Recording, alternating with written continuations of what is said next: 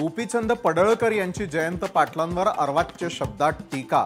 शरद पवारांचा या प्रकरणी मुख्यमंत्री फडणवीसांना फोन. पडळकरांच्या वक्तव्याचं समर्थन नाही, बोलताना भान ठेवून बोला, फडणवीसांनी टोचले पडळकरांचे कान. चिंतन शिबिरात काही मंत्री केवळ तोंड दाखवायला येतात. पालकमंत्री पद देऊनही मतदारसंघात जात नाहीत. जमत नसेल तर खुर्च्या रिकाम्या करा. चिंतन शिबिरातून अजितदादांनी लेट कमर मंत्र्यांना भरला सज्जड दम.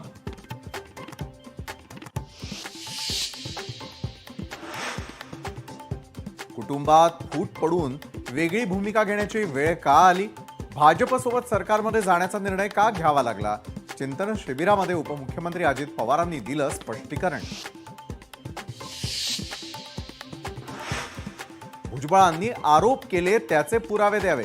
बीडमधील रात्रीच्या बैठकीबाबत पुरावे द्या, सुप्रिया सुळे यांची भुजबळांना विनंती. सरकारच्या शासन निर्णयामुळे मराठवाडा पेटला.